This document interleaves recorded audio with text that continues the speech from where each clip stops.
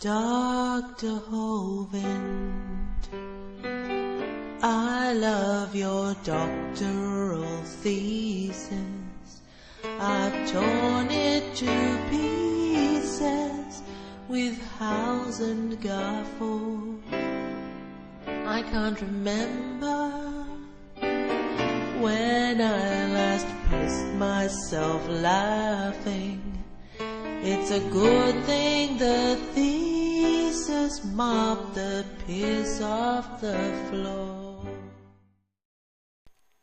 Welcome to part 21 of this read-through and peer review of Kent Hovind's doctoral dissertation, which was published on wikileaks.org on December the 9th, 2009.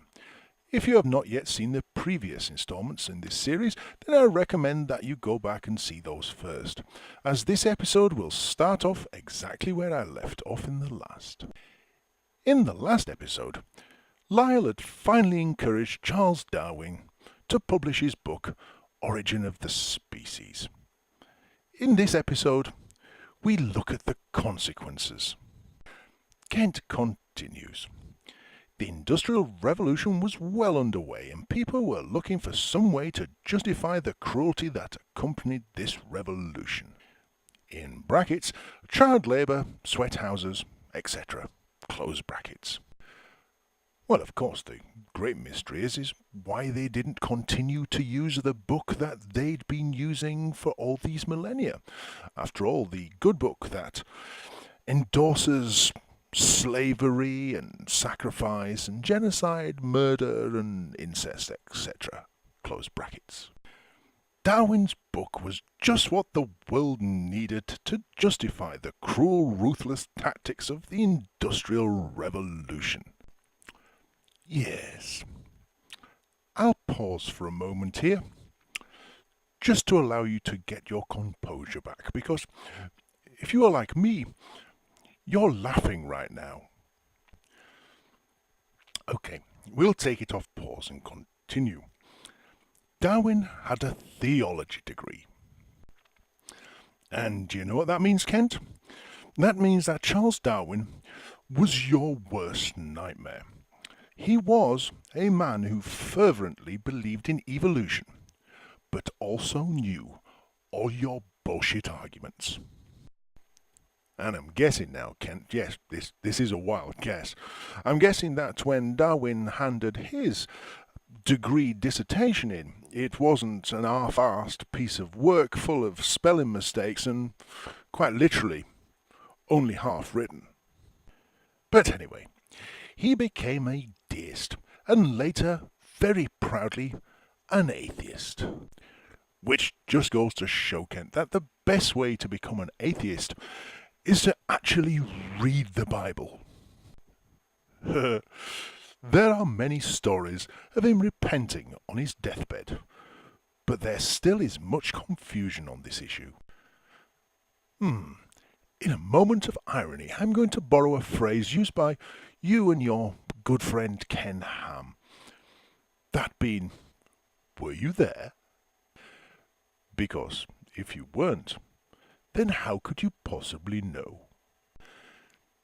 Now, from this point, much of the story and the history of evolution is pretty well known, but Kent, in keeping with biblical teaching, decides that he's going to take the road less travelled. The next key character in the history of evolution is Karl Marx. What? Karl Marx was born in 1818 and died in 1883. He is known as the father of communism. So you did mean that Karl Marx, and not some lesser-known evolutionary biologist then, Kent. Karl Marx was very much influenced as a youngster by a man, Auguste Comte. By that, I think Kent means by a man named Auguste Comte.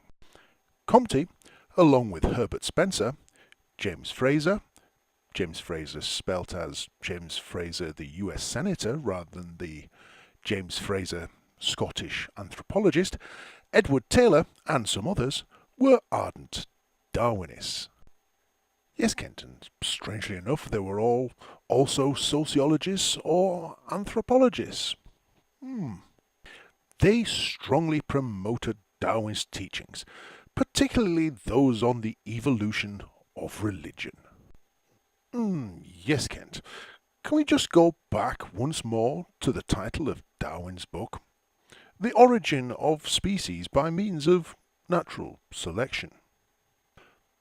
For the benefit of the audience, would you like to point out the bit that refers to religion? You can't, can you? As I thought. Fuckwit. They began teaching back then that even monotheism, brackets, the belief in one God, close brackets, was the result of evolution.